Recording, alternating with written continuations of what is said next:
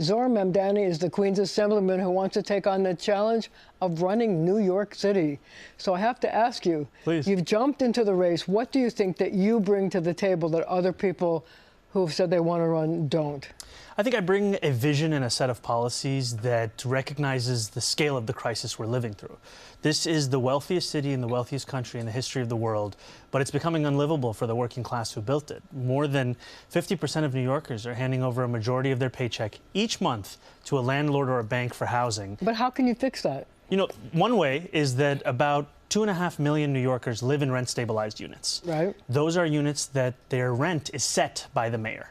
And what this mayor has done is use that power to raise their rents by 9% and counting. What would you do if you were mayor? I would freeze the rent every single year that I was the mayor. New Yorkers deserve relief. And now. But what about landlords who are going to say, you know, our costs are going up, fuel is going up, the employee salaries are going up? What about them? What I would say to them is there are city programs, we've seen them, where landlords can apply for relief if their costs are not matching up with what they're getting from their rent. Those are places we can address those issues. But to say that we have to put those costs on the back of tenants, a median income of which is about $60,000, many of whom are fixed income seniors, it doesn't allow for people to stay. But how does that look when you say to landlords you have to apply for relief from the city?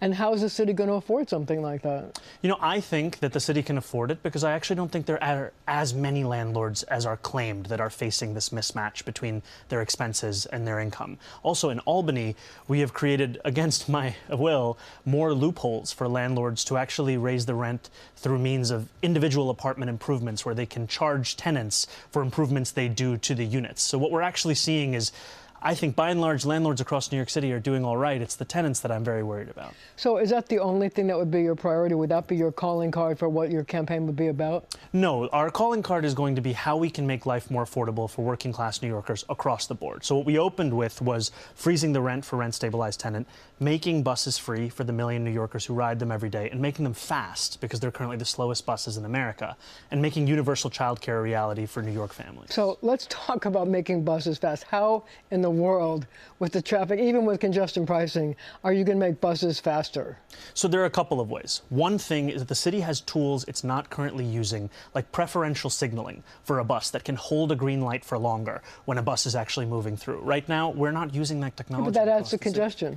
Not if you actually have the majority of people on that bus, because what we've seen is so many New Yorkers are riding it. It's 8 miles an hour across the average, but in Manhattan, in the Central Business District, 5 miles an hour. The other thing is that when you make a bus free, you can enable all-door boarding. And if you've taken a bus, you know you've stood at the front of the line when an auntie is reaching into her purse and looking for the Metro card. You don't have to have that anymore.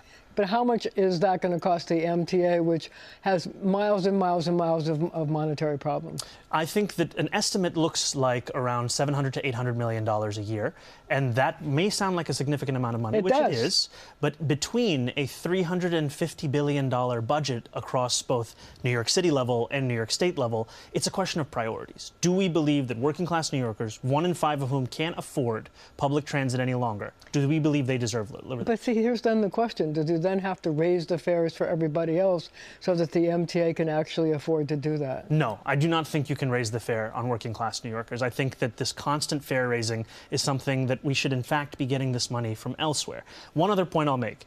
When you make the bus free, it's not just economic benefits, it's also public safety benefits. We won a free bus pilot where we made 1 bus route in each borough free.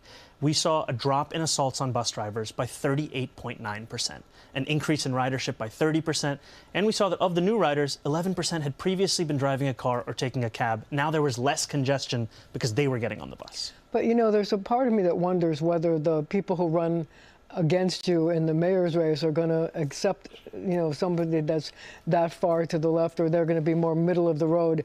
And which path do you think that New Yorkers are going to follow in terms of picking somebody to replace the current mayor? I think New Yorkers are tired of the ideological branding, frankly. I mean, look, I am somebody who's running an unabashedly progressive campaign. There's no doubt about it.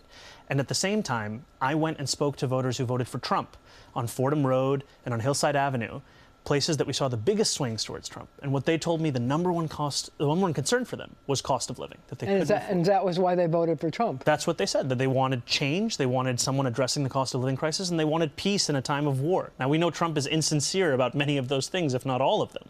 But frankly, we need to hear voters as to what they're feeling and provide them with an answer to it. So I wonder what information, what lessons you take from the fact that President Trump did very well in New York for a Republican. He got 43% of the vote in what's basically been a blue state. So was that a repudiation of liberal policies because he was very, very conservative? No, I actually think it was a repudiation of the Democratic Party's abandoning of working class voters as opposed to liberal policies at large. I think it was a repudiation of an attempt to speak about values and emotion as opposed to the economy. You know, when we listen to New Yorkers, they tell us they can't afford their basic day-to-day life. They don't care about democracy or fascism. They care of whether or not they can go to the grocery store and actually buy the milk and the eggs that they need. So who's going to pay for all of this? I think that we can find the money, one, through a better use of funds than what Eric Adams has been doing while he's been the mayor, and two, by raising taxes on the wealthiest corporations that we have doing business across New York State. And the wealthiest corporations would be who? You know, I mean, we think about who does business across New York State. Those corporations include businesses like Google, like Apple, like Microsoft. We can look at that list. And the beauty of New York State tax law is you need not be headquartered in New York State to be eligible for taxes. It's just that your business has to operate. I guess the thing that worries me in terms of people who talk about taxes is the problem of outmigration. And New York has lost thousands and thousands and thousands of people to people leaving the state because of high taxes. And corporations have left because of high taxes. And the projections are that by the next census, when we would have to decide how many seats we get, we're going to lose another seat because over 2 million people are going to also leave New York. So aren't you afraid that that heavy and new tax policy will add to the outmigration problems? So I agree with you in that outmigration is a critically important issue. I disagree on the reasons for why it's occurring. I think in studies that I've seen, it's working class New Yorkers who are disproportionately leaving at higher numbers because they can't afford life here. And after housing, the number one cost is childcare, because we have an annual cost of $20,000 to $25,000 a year if you want to put your kid into childcare.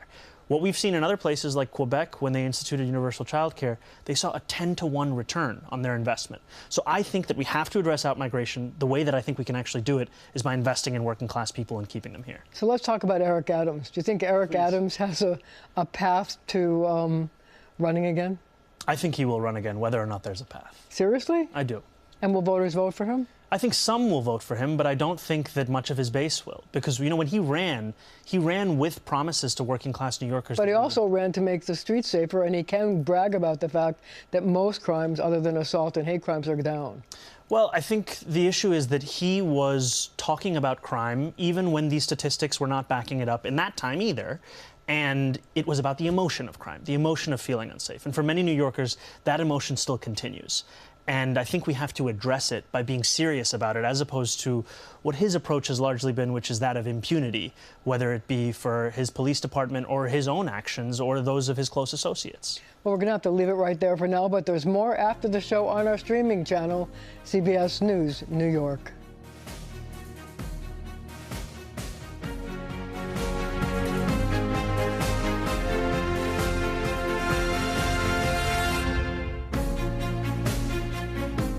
We're here with Zohran Mamdani. So I'd like you to paint a picture for me of what Mayor Mamdani's New York City would look like if you got elected. It would be a city that's more affordable, especially for working class people. It would be a city that puts the people who've been pushed to the margins of our politics in the mainstream. Policy-wise, we're talking about freezing the rent for those 2.5 million New Yorkers who live in rent-stabilized units. It's about signing the legislation that bans forced broker fees for New Yorkers, which is something the mayor has yet to do.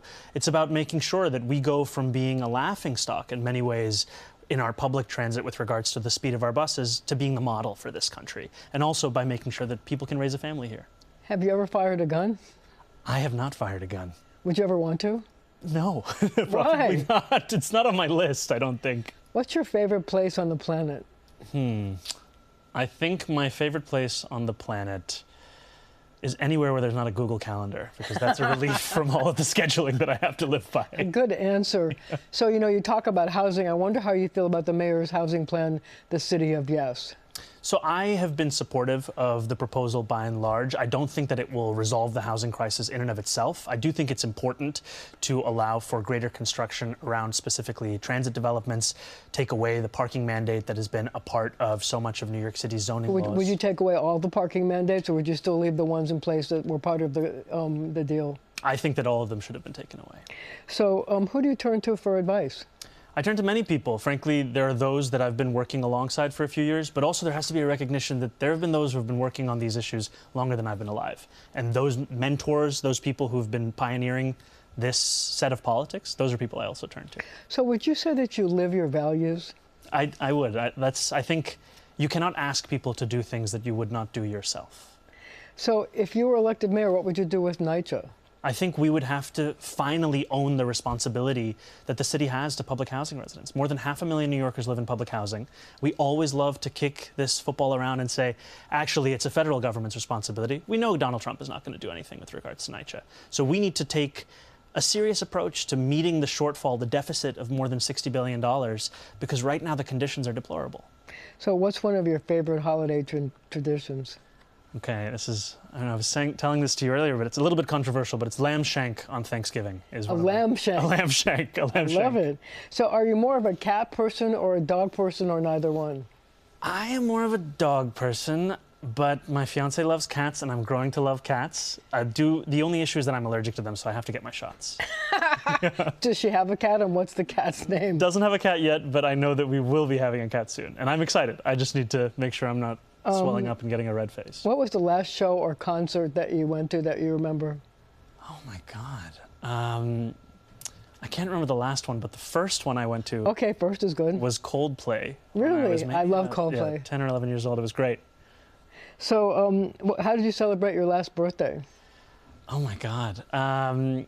My friend had a house party where we invited a lot of friends, and she hosted us, and there was also a dance party, which was a lot of fun. And you dance? You know, a little bit. I aspire. I'm not very good. What's your favorite dessert? I think coffee ice cream. Coffee ice cream? And not the normal sized tubs, but the massive ones. The massive? The massive ones. Okay, because you don't do anything halfway. You know. So one last question. So if you were elected mayor, obviously you'd have to leave the assembly. So if you could pass one last piece of legislation, it would be like your dream legislation, what would it be? I think my dream legislation would be the one that I'm fighting for right now, which we've been fighting for, is free buses. And, you know, it's something that's part of a mayoral platform, but it's something we've been winning in Albany. And given the results of it, I really do think that we could pass this and make it a real reality for more New Yorkers. And that's your dream? That's my dream. On that note, we're going to say thank you very much and good luck in your mayoral campaign. And thank you at home for joining us as well.